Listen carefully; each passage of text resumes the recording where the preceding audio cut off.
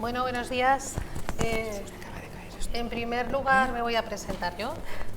Soy Luisa Pérez, redactora del Área España de Informativos de Radio Nacional. El Área España es donde se integra la información medioambiental, ciencia, tecnología. Estas informaciones que suelen ir al final de los diarios y que se caen de escaleta en cuanto hay la más mínima novedad sobre cualquier asunto de más importancia, que son todos. Desde ese punto de vista,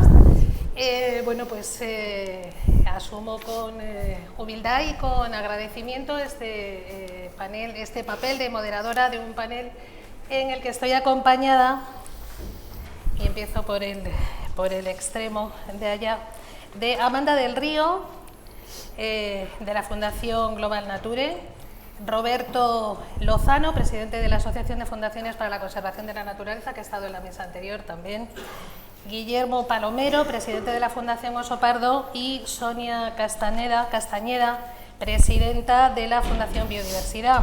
Voy a hacer una breve introducción o presentación de cada uno de ellos. Amanda del Río es coordinadora de la Fundación Global Nature. Tiene más de 12 años de experiencia en gestión de proyectos de conservación de biodiversidad. En los últimos años ha sido coordinadora de proyectos financiados por la Unión Europea de Empresas y Biodiversidad, y actualmente es coordinadora de LIFE Humedales de la Mancha, un proyecto destinado a restaurar y conservar ese espacio natural. La Fundación Global Nature, en la que trabaja Amanda, se constituyó en 1993 y sus fines son la conservación, protección y ordenación del medio ambiente, con proyectos muy orientados a la educación ambiental. La ministra García Tejerina, en su intervención al inaugurar esta jornada, ha señalado la educación ambiental como clave para el cambio de conductas. Hablaremos de eso. A su lado está Roberto Lozano, que ya ha sido presentado antes, pero bueno, pues también podemos comentar que es el presidente de la Asociación de Fundaciones de Conservación de la Naturaleza, que integra 16 organizaciones más, todas dedicadas a lo mismo, a la protección del medio ambiente. A su lado está Guillermo Palomero. Guillermo Palomero es naturalista y lleva cerca de 40 años trabajando en la conservación de la biodiversidad. En el año 92 participó en la creación, junto a gente vinculada al mundo de la universidad, de la Fundación Oso Pardo, que preside desde entonces. Fue la primera fundación creada, dirigida específicamente en nuestro país a trabajar con una especie en peligro, una fórmula novedosa entonces y que ha sido replicada posteriormente. Y aquí a mi lado es Sonia Castañeda, licenciada en Derecho y máster en Organización Jurídica, Económica y Social del Medio Ambiente en la Escuela de Organización Industrial. Lleva desde 1997 dedicada a esto de preservar el medio ambiente y conservar la biodiversidad, y desde 2012 es directora de la Fundación Biodiversidad, organización a la que se incorporó en 2004 y en la que se ha implicado en numerosos proyectos, entre los que se puede destacar el programa Emplea Verde y la red Emprende Verde. La Fundación Biodiversidad es una fundación especial, es una fundación pública de ámbito nacional que se creó en 1998 y cuya misión, según reza en la web, es la de constituirse en una entidad de referencia tanto nacional como internacionalmente en materia de conservación y recuperación de la biodiversidad. Y dicho esto, y ya con todos nuestros panelistas presentados, yo creo que podíamos entrar en materia. Nuestro panel es el papel, la conservación del capital natural terrestre por las fundaciones. Entonces, voy a hacer una pregunta para los cuatro, que me gustaría que abordarais de una forma un poco concisa. Vamos a calcular 3 minutos, un poquito más, para que luego haya tiempo para las preguntas que se van a plantear mediante tarjetas. El que quiera hacer una pregunta, por favor, como hay personas alrededor de la sala, le piden una tarjeta, la escriben y así llegan aquí al escenario y las podemos plantear más fácilmente que con el micrófono y demás. Pero bueno, para entrar en materia y para abordar este asunto, mucho ha sido lo conseguido por las fundaciones en relación a la conservación de nuestro capital natural terrestre, Si tuvierais que elegir un hito en ese trabajo, ¿cuál destacaríais y por qué, Amanda? Bueno, pues yo creo que por un lado la profesionalización del sector, que se ha ido especializando para trabajar en determinados ecosistemas o en especies clave de nuestra naturaleza, y la atracción de financiación, digo estas dos para no dejar sin respuesta a mis compañeros, pero bueno, en cualquier caso serían para mí dos grandes hitos, hacer que sea un sector cada vez más profesionalizado, que cada vez atrae más financiación a España y que además hacemos que lo que se está trabajando en España se vea también fuera, porque por ejemplo la Fundación Global Nature trabajamos en redes internacionales y bueno, pues traemos aquí a expertos, nosotros viajamos fuera y nos formamos y conseguimos, bueno, pues eso, trabajar, como decíamos antes, a nivel de la Unión Europea, que es donde realmente entiendo que hay que hablar de conservación de la naturaleza. Muy bien, muy concisa, muy concreta. Roberto, ¿cómo lo ves? Bueno, yo creo que uno de los hitos, y por la parte que me toca ahora sí de presidente de la Asociación de Fundaciones de Conservación de la Naturaleza, es esta misma creación de esta asociación, ¿no? Que vemos que en este año puedan ser otras 20 fundaciones las que se sumen, porque esto es reflejo de 25 años de trabajo y de un fortalecimiento de la sociedad civil y del trabajo que se ha hecho en las diferentes comunidades autónomas, que viene reflejado pues, con más de 200 trabajadores, 20 centros de investigación y educación ambiental, 100.000 socios o simpatizantes vinculados a estas entidades, 200.000 hectáreas que se están gestionando en el territorio y por lo tanto creo que esto es un, no sé si un hito, pero sí un logro que hace ver la madurez que tenemos como sociedad en general y la madurez de nuestras propias entidades conservacionistas. Tengo más, pero no voy a decirlos por... Sumado a estos hitos que suscribo, bueno, yo creo que ha sido clave que hayamos sabido trabajar de una manera muy profesional y con un conocimiento muy claro de los problemas y de los territorios en los que trabajamos, sin confundir nuestro rol. Siempre hemos tenido claro que no somos la administración, que somos una sociedad civil organizada y profesionalizada y con mucha implicación en el territorio, y eso nos ha permitido desarrollar nuestro trabajo despertando los celos justos y sin generar grandes incidentes con quienes tienen la obligación de administrar, ¿no? Y yo creo que eso ha sido pues, uno de los grandes logros, ser profesionales, traer fondos europeos de empresas y aportarles al territorio, y todo ello sin confundir nuestro rol de ONGs, que podemos colaborar con una administración sin perder nuestro espíritu crítico, pero teniendo claro cuál es nuestro papel, que es buscar sinergias y completar aquello que no puede hacer una administración pues, por ser menos móvil que nosotros. Yo mencionaría, siendo España el país más biodiverso de Europa, uno de los grandes hitos que se ha conseguido gracias al trabajo de muchas de las fundaciones que trabajan en conservación del capital natural ha sido precisamente el éxito en frenar la pérdida de biodiversidad y en mantener y recuperar algunas especies que estaban en peligro, ¿no? Por ejemplo, el lince ibérico, el águila imperial, la tortuga boa. Gracias al trabajo de organizaciones como la Fundación CRAM, la Fundación Amigos del Águila Imperial, la Fundación Oso Pardo, la Fundación CBD Habitat, se han llevado a cabo programas de conservación de estas especies que cada vez muestran un signo más positivo, ¿no? en cuanto a su evolución. Eso no significa que no tengamos increíbles retos por delante para lograr frenar la pérdida y la desaparición de algunas especies, por ejemplo, el urogallo cantábrico o el desmán ibérico, y en estas especies trabajan fundaciones como la Fundación Patrimonio Natural de Castilla y León o la Fundación Iberdrola, que están presentes en la sala, así como la Fundación Oxígeno, la Fundación Laciana. Así que como un gran hito sería precisamente ese, ¿no? el pararnos a disfrutar de pequeños grandes éxitos que tenemos en la recuperación de algunas especies. Otra cuestión, también sobre decisiones. Si tuvierais que elegir un ámbito sobre el que actuar urgentemente, ¿cuál sería y por qué, Amanda? Pues más que en un ámbito a nivel de un territorio concreto, yo diría que creo que hay que transversalizar este tema, que es la conservación de la naturaleza y de los servicios de los ecosistemas, hay que transversalizarlo a muchísimas políticas. Si bajamos a nivel de territorio, pues eso se puede concretar en realidades nacionales y bueno, pues conectar mejor los espacios naturales. En la Red Natura 2000, por poner un ejemplo, hemos protegido una parte muy importante de nuestro territorio, pero de nada sirve que estemos creando islas de biodiversidad si no conseguimos que estén conectadas entre ellas, porque eso hace que al final no se frene la pérdida de biodiversidad, que es el objetivo que nos planteamos. Entonces, bueno, mejorar la integración de estos conceptos en las políticas en general, en industria, en energía, en cualquier ámbito del desarrollo socioeconómico. Como decía antes Roberto, la naturaleza está presente desde el principio hasta el final del ciclo de vida de cualquier producto, de cualquier servicio, y tenemos que entender que el Ministerio de Turismo o el de Asuntos Sociales también deberían pensar en biodiversidad. Roberto. Bueno, ¿Cuál es tu opinión?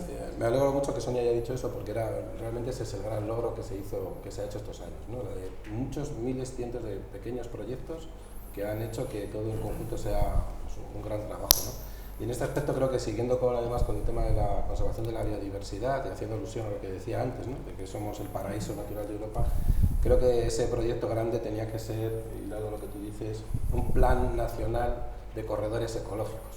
Ayer lo contaba a mis amigos, decían, de corredores ecológicos de correr, no, corredores ecológicos vinculados a que atraviesen toda España, vinculando miles de núcleos urbanos pequeños y grandes. ¿Cuántos millones? Alguien tendrá el dato por aquí, ¿no? Millones de kilómetros de ríos y arroyos, 125.000 kilómetros de vías pecuarias, millones de hectáreas de dominio, todos estamos hablando siempre de dominio público, de montes públicos, de playas y costas, de espacios naturales de Natura 2000 que ya existen.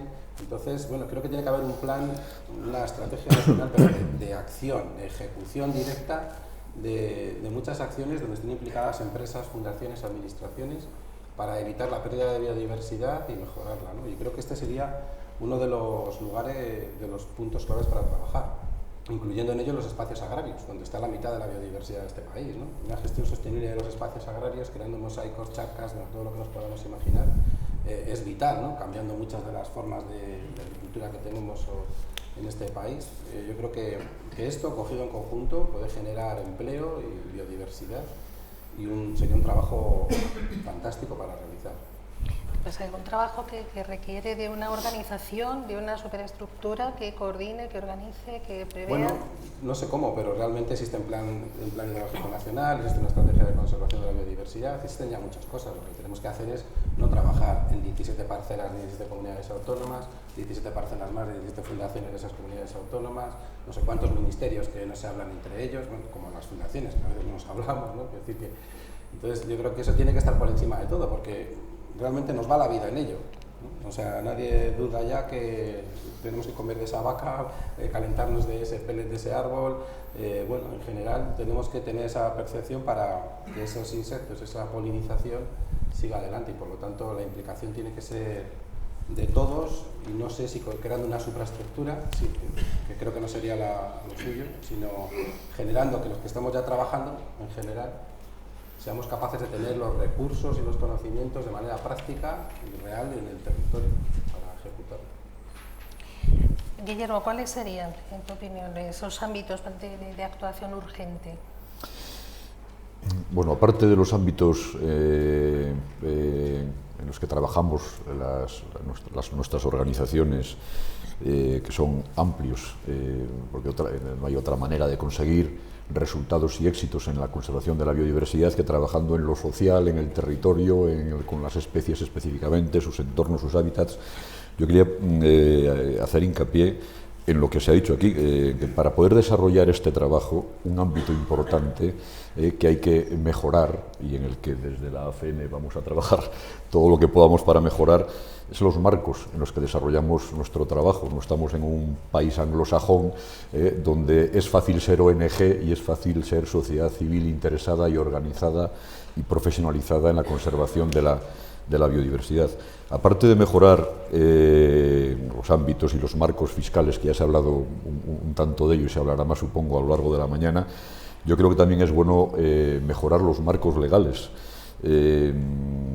es bueno que el trabajo de la sociedad civil, en este caso de las fundaciones, esté bien reconocido en toda la normativa que se ocupa de la conservación de la biodiversidad, no solo en las grandes normas, sino también en las estrategias de conservación, en los planes de recuperación.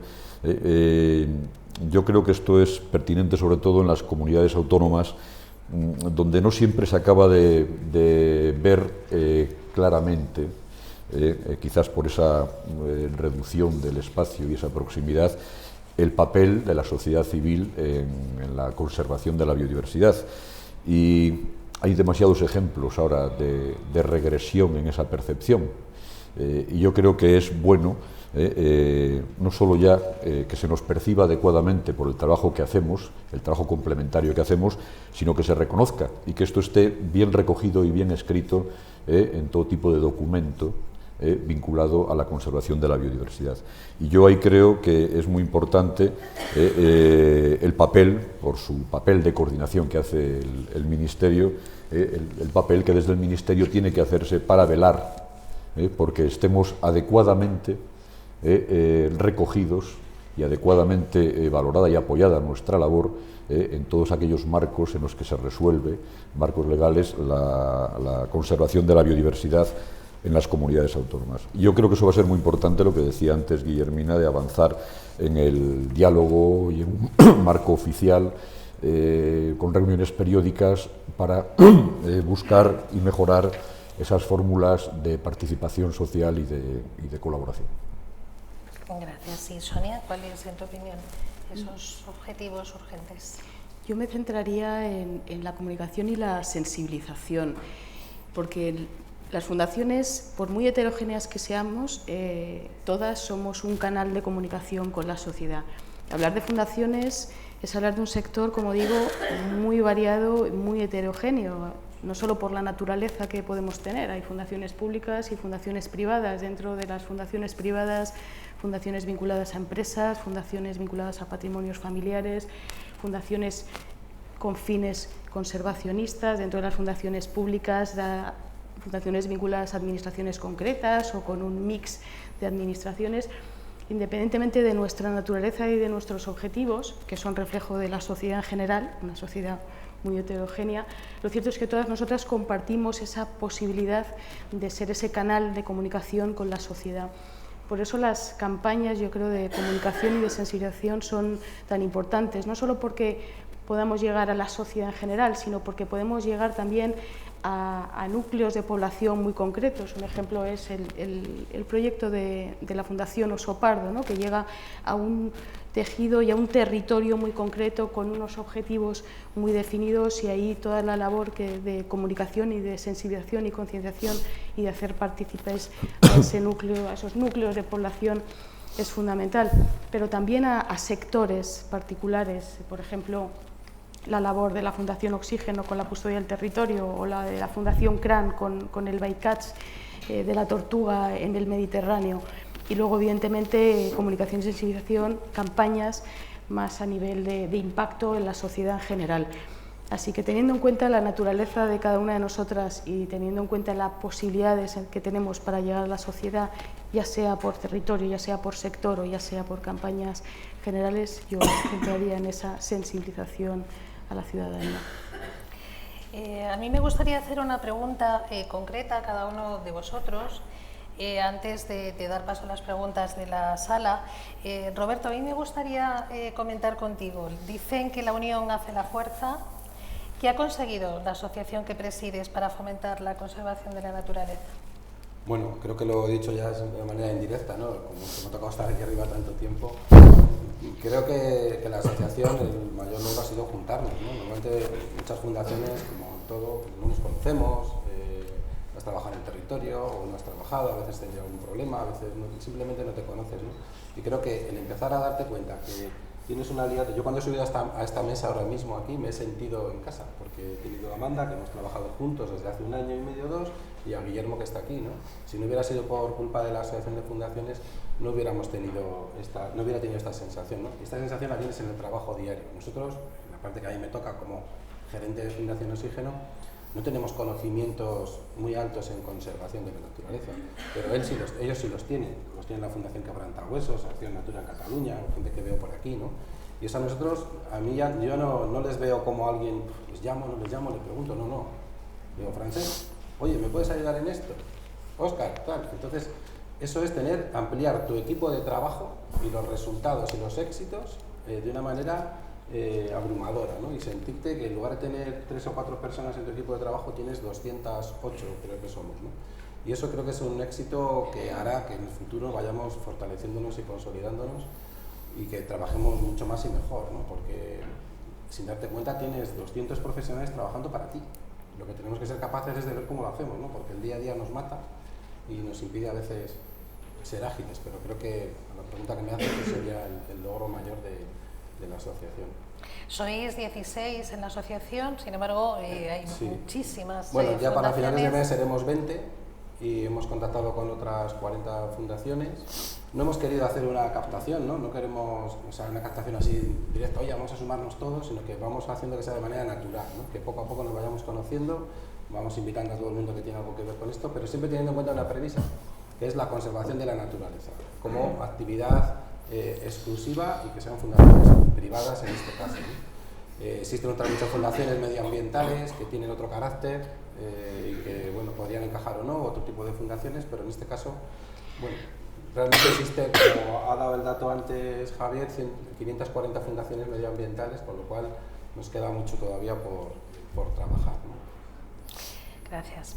Amanda, en el último CONAMA, la Fundación Global Nature lideró el grupo de trabajo Empresas y Biodiversidad. ¿Qué líneas de trabajo surgieron de aquel congreso para mejorar la gestión de la conservación del capital natural? Pues en este grupo de trabajo nos planteamos los integrantes del grupo de trabajo que está integrado pues un poco por una variedad de todos. Somos 10 grandes empresas, 6 pyme, 3 representantes de universidades, mundo científico, 8 entidades del tercer sector, MSC o FSC y SEO o fundaciones como la nuestra, la propia Fundación CONAMA. Y también teníamos asociaciones empresariales como Forética o el Club de Excelencia. Bueno, pues todos los que somos en ese caldo de cultivo nos planteábamos todo lo que se está hablando hoy aquí. Tenemos un serio problema a la hora de comunicar porque no somos capaces de visibilizar este concepto, que no estamos hablando de una especie ni estamos hablando de un paisaje muy bonito, sino que estamos hablando del valor que tiene per se la naturaleza para el conjunto de la sociedad, para la economía y para las empresas, porque el grupo es Empresas y Biodiversidad. Así que uno de los objetivos fue mejorar la comunicación, pues uno de los proyectos que hemos generado ha sido, en coalición con todas estas entidades, intentar lanzar una campaña donde todos podamos sumarnos a ese mensaje, ¿no?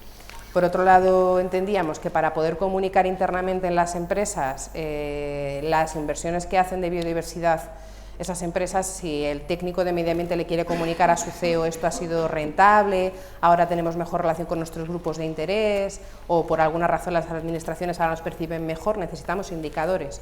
Así que hemos trabajado en generar una metodología que sirva para medir el retorno de una inversión empresarial en biodiversidad. Y por último, pues entendíamos que hay muchas inversiones públicas y privadas en la biodiversidad en España, pero no sabemos muchas veces si están conectadas, si podríamos identificar una sinergia o si, bueno, si hay solapamientos, ¿no? Entonces se está creando una base de datos con todos esos datos georreferenciados para poder ver en el mapa de España qué especies y qué espacios están recibiendo dineros, para qué, y en un momento dado pues podremos conectar esas inversiones. Esas son las 3 principales líneas de trabajo. Gracias. Sonia, sabemos que la Fundación Biodiversidad trabaja con fundaciones y que también se han abierto algunas líneas de colaboración con el tejido empresarial. ¿En qué consisten esos trabajos? Pues sí, la Fundación Biodiversidad, que es una fundación del sector público, trabajamos y colaboramos con fundaciones, ¿no? Yo creo que aquí es importante también, volviendo a la heterogeneidad de la que hablaba antes, tener claro que las fundaciones pueden asumir 2 papeles. Hay un gran número de fundaciones que son fundaciones donantes, utilizando terminología internacional, ¿no? Fundaciones que canalizan fondos para apoyar proyectos de otras organizaciones, y hay fundaciones que ejecutan proyectos directamente, que implementan proyectos.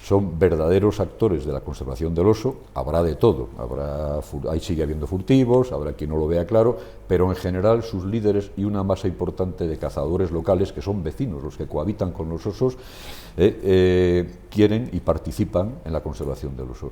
Bueno, eso ha sido fundamental, crear escenarios sociales, paz social y aceptación de estas especies o de las medidas de conservación vinculadas a un hábitat, es fundamental. Que nos vean allí interesándonos y apoyando, como algunas fundaciones están poniendo en marcha campañas para promocionar los productos que hacen los emprendedores locales o los territorios locales. Esa es la forma en la que se ha ganado en muchas ocasiones parcelas importantes de conservación. El aspecto social, la paz social, el apoyo social son absolutamente claves en la conservación de nuestra biodiversidad en un país tan lleno de gente como este. Y ahí las fundaciones, por nuestra proximidad con el territorio, creo que hemos hecho una importante aportación. Y bueno, y esto hay que decirlo, porque yo creo que lo suscribimos todos, y lo hemos hecho gracias a que ha habido buenos apoyos para hacerla. Hemos podido poner en marcha proyectos demostrativos, porque al campo puedes ir con buenas palabras, pero tienes que ir también demostrando las cosas y poniendo en marcha proyectos que te vinculan y que te hacen un interlocutor creíble. Y si no fuera por y no es por hacer la pelota, ¿verdad?, sino porque es verdad, por el apoyo de algunos departamentos del Ministerio de Medio Ambiente, por la Fundación Biodiversidad, que con los datos que acaba de dar Sonia ha sido un apoyo absolutamente imprescindible, y por el instrumento financiero LIFE de la Comisión Europea y otros fondos europeos, habría sido francamente muy complicado poder haber llegado como hemos llegado al territorio y a los agentes clave de este territorio. No sé si hay preguntas para... ¿Hay micrófonos o...?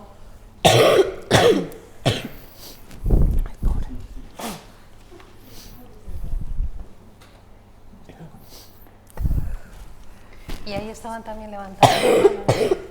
Bueno, una pregunta que dirigen a Amanda. Si puedes hablar sobre cómo añadir el retorno sobre inversión en biodiversidad. ¿Es esa la pregunta? ¿Cómo añadirlo? ¿Cómo medirlo? ¿Cómo medirlo? ¿Cómo medir el retorno sobre inversiones en biodiversidad? Bueno, pues ha habido experiencias de empresas que han creado metodologías que se componen de diferentes parámetros sociales, ambientales y económicos, y entonces lo que se mide es tu mejor o peor relación con el grupo de interés, datos de biodiversidad puro y duro. Si estaba actuando sobre un hábitat donde había una especie X en la que hemos mejorado la superficie que cubre, por ejemplo, la población de esa planta, por si estamos hablando de una planta, pues ahí tomaríamos ese dato. Tomaríamos el dato también del dinero que se ha invertido, en el sentido de para que veas que muchas veces, la mayoría de los casos, con muy poco dinero se mejora mucho, y con todos esos parámetros, que estábamos barajando unos 10 parámetros, se pone una especie de balanza donde haces una ponderación, pues eso, con el dinero y con lo que te ha reportado en lo social y en lo que es puro y duro de medidas de biodiversidad. Y esa metodología lo que te da es una especie de valoración cualitativa, no cuantitativa, de la inversión que ha hecho la empresa. Hablamos además de siempre inversiones del tipo voluntarias, no porque hagas una evaluación de impacto ambiental y te digan que tienes que llevar a cabo una medida compensatoria, no. En una inversión voluntaria, en algo que va mucho más allá de la legislación, incluso mucho más allá de compensar impactos residuales, pues ahí es donde estaríamos midiendo, y se mide pues eso, con este tipo de parámetros.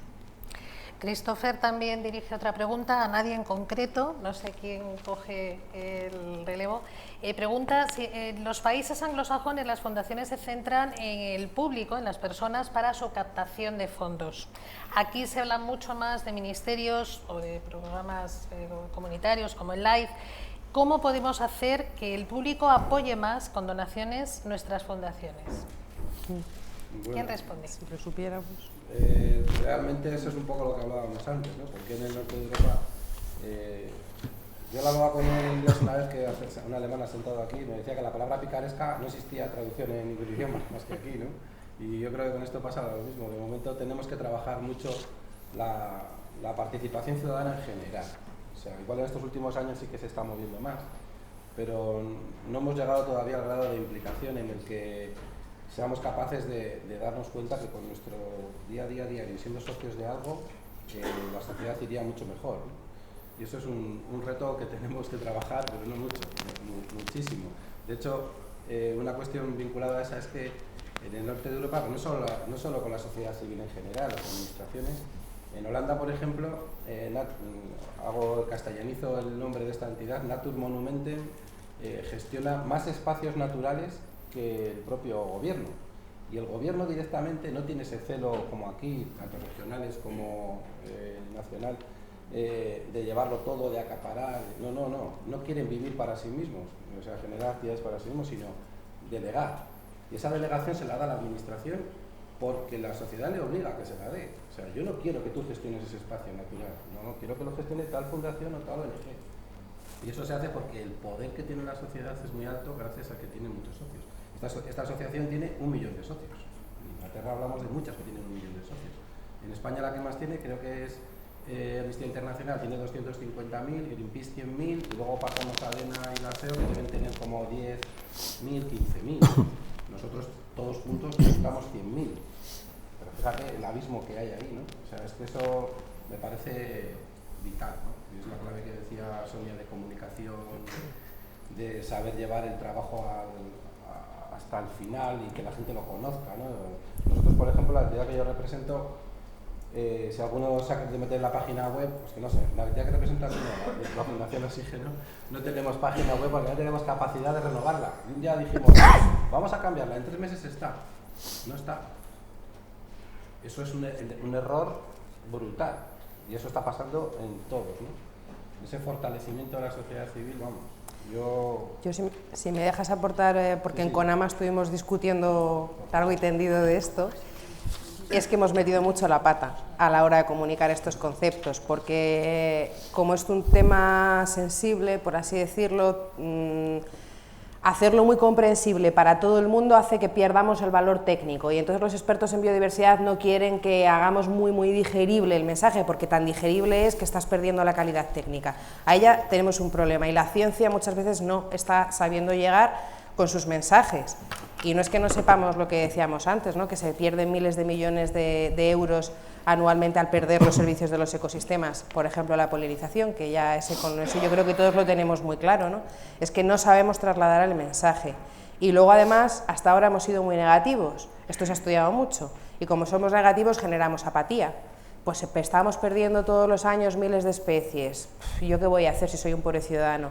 Entonces, hacer los mensajes más actuables, positivos, hablar de la necesidad económica, porque a los políticos, por ejemplo, eso sí lo entienden. Si tú le dices lo que estamos perdiendo a la hora de destruir nuestra naturaleza, el dato económico, pues probablemente lo va a entender mejor, y por eso queremos esos datos económicos de los que hablábamos esta mañana, no porque le queramos poner un precio a la naturaleza, pero sí que sabemos que el dato económico nos ayuda a comunicarlo, y bueno, esto no es algo que digamos en España, lo dicen a nivel internacional.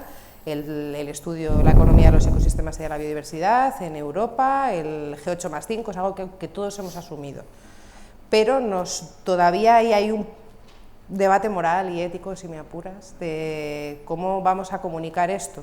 Entonces, elegir el mensaje, que es algo muy difícil, y a profesionalizar este tipo de campañas, que venga alguien del mundo del marketing, del mundo de la comunicación, de la publicidad, pero que lo entienda y lo haga suyo y lo pueda comunicar bien, quizás ese es el punto de éxito que no conseguimos todavía. Guillermo quería puntualizar algo. Yo no creo que comuniquemos tan mal, yo creo que comunicamos mucho y se llega relativamente bien a la población, pero creo que es un problema cultural. No somos anglosajones, nos sacan muchos años por delante en sensibilidad ambiental y en participación de la sociedad en los temas ambientales, y hay que seguir esforzándose, comunicando y trabajando. Pero no nos engañemos, yo creo que si se valora lo que hace el tercer sector y se valora lo que hacen las fundaciones,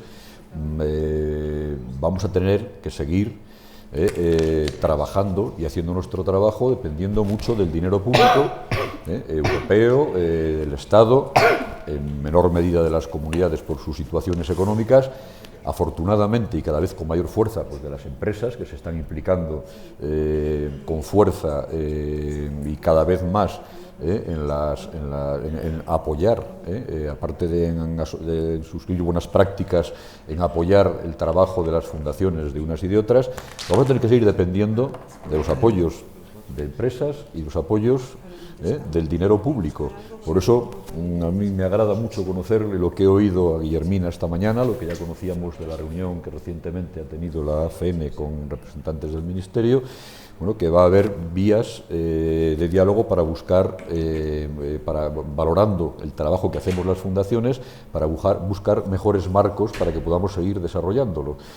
Pero hasta que estemos en un escenario similar al de cualquier país de anglosajón, pasarán años, porque es una cuestión cultural en la que van muy por delante de nosotros. Habrá que trabajar en ello, eso sí, seguir comunicando más y mejor, pero no es que no hayamos comunicado, que en una buena comunicación ha estado también el apoyo social que ahora tenemos para haber conseguido logros de conservación. No lo hemos hecho tan mal, pero necesitamos más tiempo. Sí. Hay una pregunta precisamente sobre... ¿Querías comentar algo, Sonia? Sí, yo simplemente quería decir que a mí me gusta Muchas siempre... preguntas, os pido brevedad. Muy rápido. El vaso medio lleno. Yo creo que un indicador a positivo, independientemente de si hemos comunicado bien, mejor o peor, pero yo creo que todos somos conscientes de que el nivel de sensibilización y concienciación actual es muchísimo mayor que la España hace 30 o 40 años.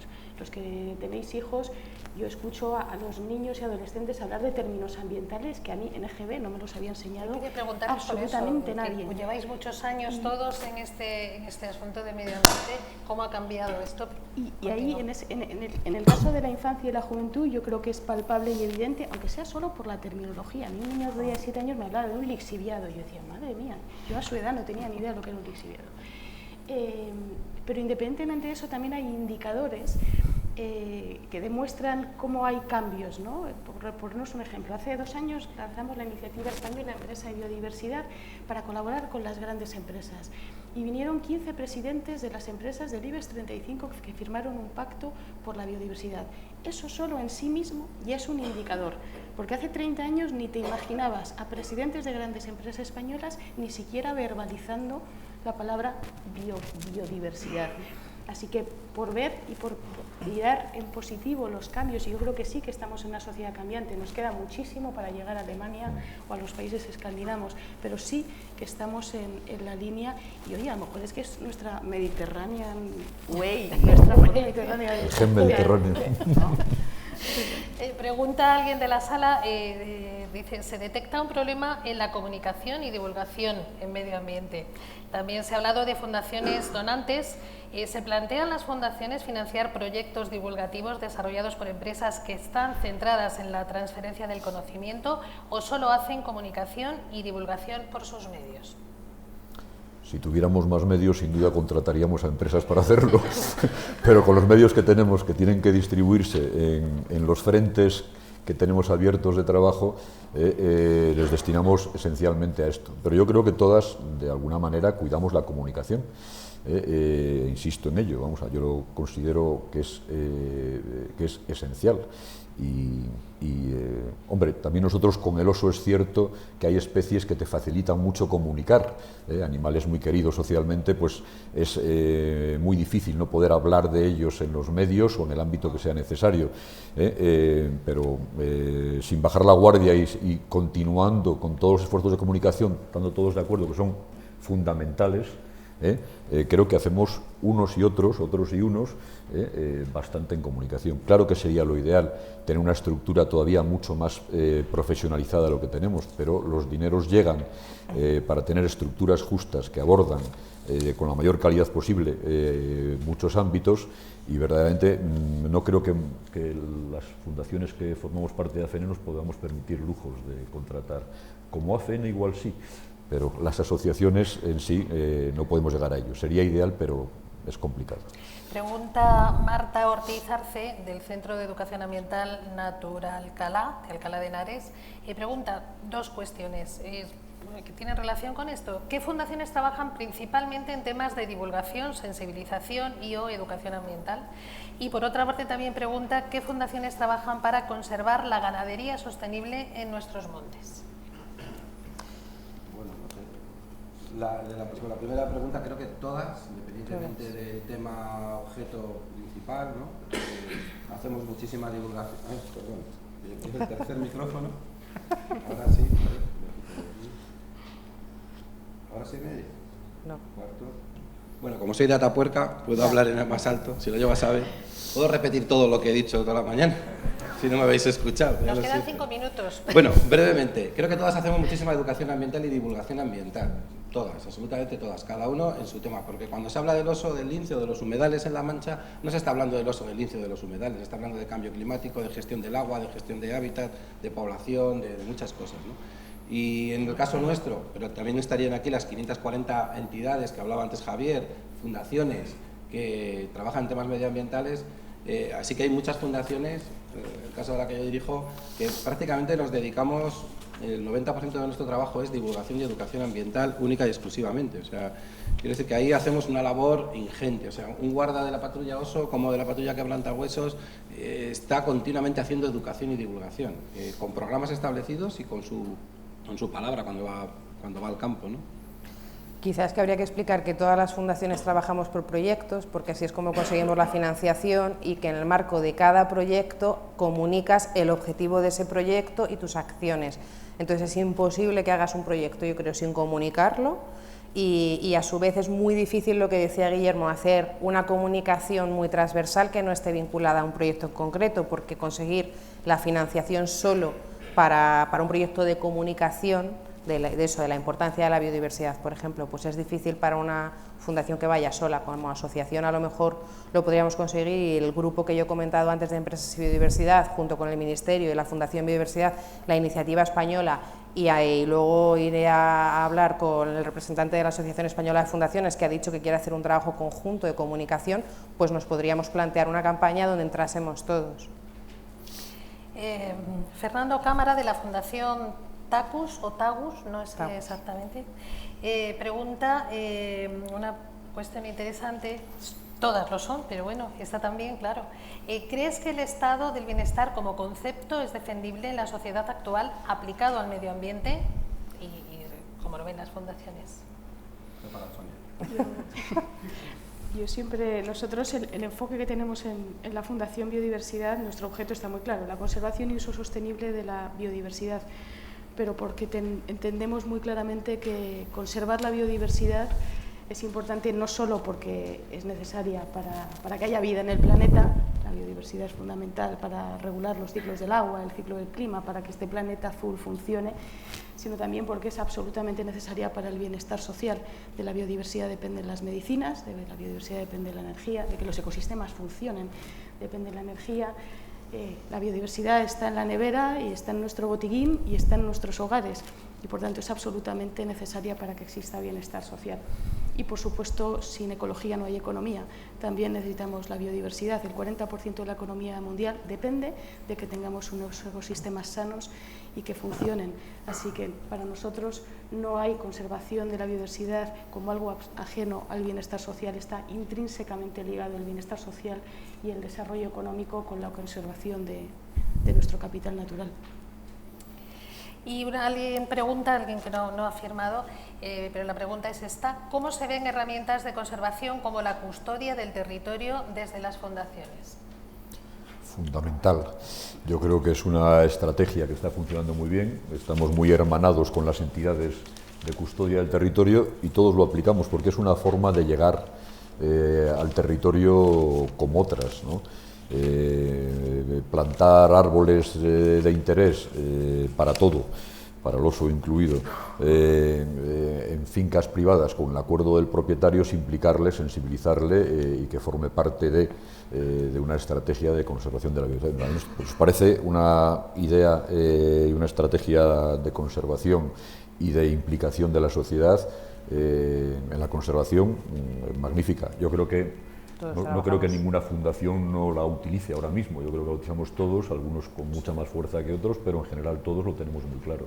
Y de hecho, la afinidad entre nuestra asociación de fundaciones y las entidades, el foro, las entidades de custodia del territorio, las entidades, las asociaciones de custodia del territorio son absolutas, coincidimos plenamente. Ahí recalcar que solamente con las 18 fundaciones que ahora formamos parte de la asociación, estamos gestionando 200.000 hectáreas de terrenos en convenios de custodia, pero que el foro de custodia a nivel estatal, con muchísimas ONGs y asociaciones de todo tipo, no solo conservacionistas, pero que vecinales, culturales, pero que tienen un interés, se está gestionando el 2% del territorio aproximadamente, con firmas. Eso quiere decir que hay otra forma de participación ciudadana, que igual no es poniendo dinero, pero sí con inquietud, porque oye, yo tengo esta parcela, sea una tierra de cereal, sea una dehesa, sea una como esta habitación o sean 10 hectáreas, y tengo interés por gestionarla con criterios de conservación de la naturaleza. Y eso es una realidad que se tiene que empujar e impulsar, vamos, proactivamente por parte de todos. Lo único que esa gestión pasaría más a la sociedad civil que a la administración, y ese es quizá el recelo que hay. Es una buena manera de ser cada vez más anglosajones, hacer mucha custodia del territorio.